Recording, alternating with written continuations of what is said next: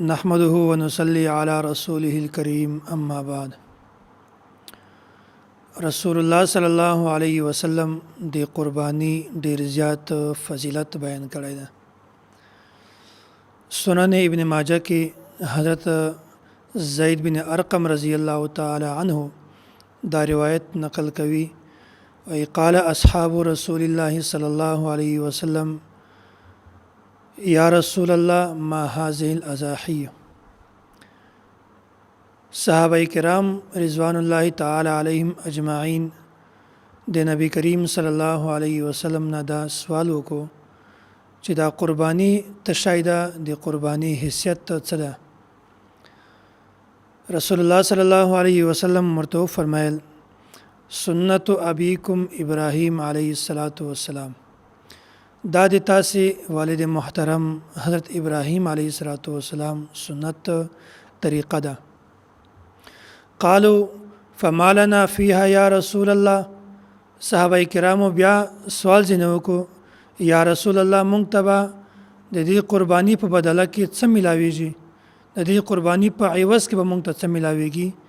رسول الله صلی الله علیه وسلم ورته فرمایل بكل شعرة حسنه، تاسې ته به د زناور د هر ویښته په بدله کې یوه نیکي ملاویږي.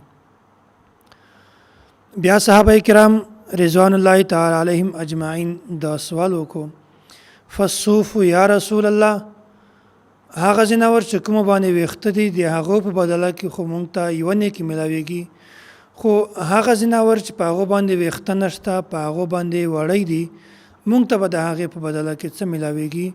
رسول الله صلی الله علیه وسلم ورته فرمایل بكل شعرة من الصوف حسنه، تاسې ته به د وړی هم د هر ویښته په بدله کې یوه نیکي دا ملاویږي.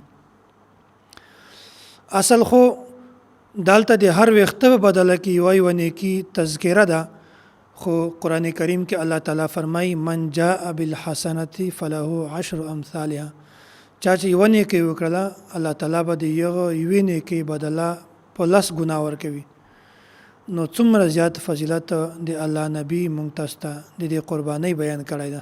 ام المؤمنین امی عایشه رضی الله تعالی عنها نه دا روایت په جامع الترمذی کې نقل شوی ده.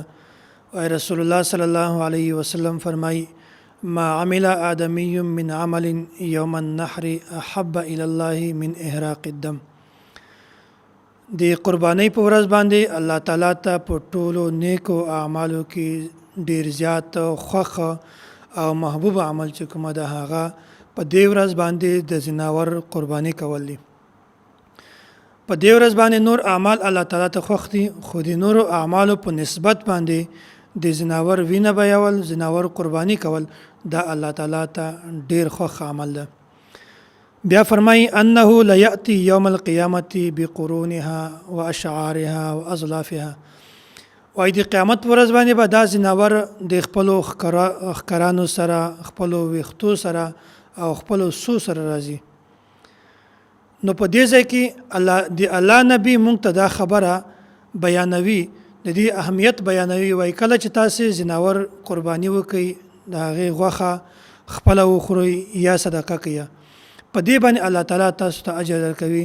خو هغه شیزونه چې کوم نه د خوراک دي، نه د صدقې دي او نه داسې چاته ورکولی شي، نه د استعمالولو دي، الله تعالی په دې باندې هم تاسو ته اجر درکوي. د زناور ښکر دي، د زناور ویښتان دي، دا داسې شیزونه دي چې نه د خوراک دي او نه د استعمالولو دي، نو الله تعالی په دې باندې هم تاسو ته اجر درکوي. وان الدم یقع من الله بمکان قبل ان یقع من الارض فطیبوا بها نفسا. د جناور چې کومه وینه ده د ځمکې ته په رسولو نه مخکې د الله تعالی په حضور کې دا قبولیت حاصل کی. فطیبوا بها نفسا، وای تاسو بیا په خوشحال زړه سره قرباني کوئ. که چیرته زناور غوښه مونږ نه خوړله یا مونږ نه صدقه کولی، بیا به هم مونږ د دې قرباني کوله، ځکه چې الله تعالی حکم بیا مونږ د دې قرباني کوله.